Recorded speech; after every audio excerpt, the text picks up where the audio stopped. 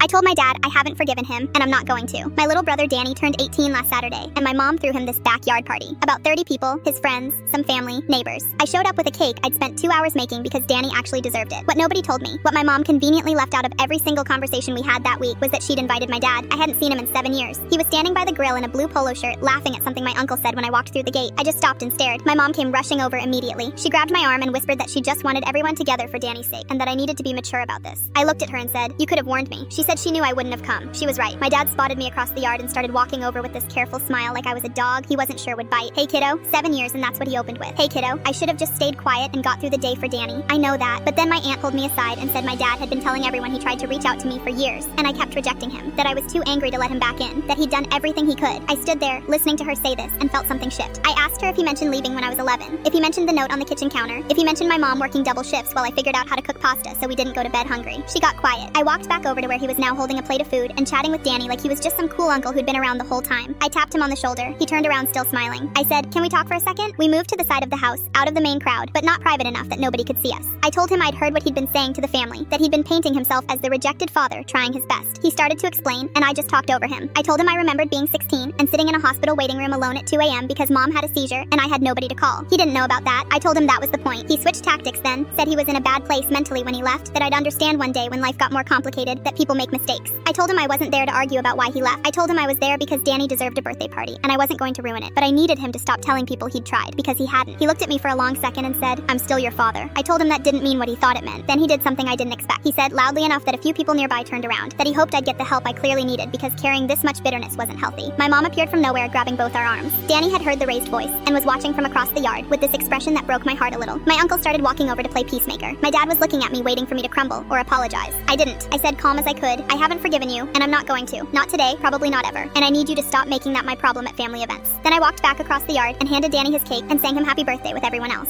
My dad left about 20 minutes later. My mom cried in the kitchen and said I'd made it about myself. I told her she'd put me in an impossible position, and she knew it. My uncle texted me that night saying he respected how I handled it. Danny texted me too. He just said, "I know that was hard. Thanks for staying." I didn't respond to my dad.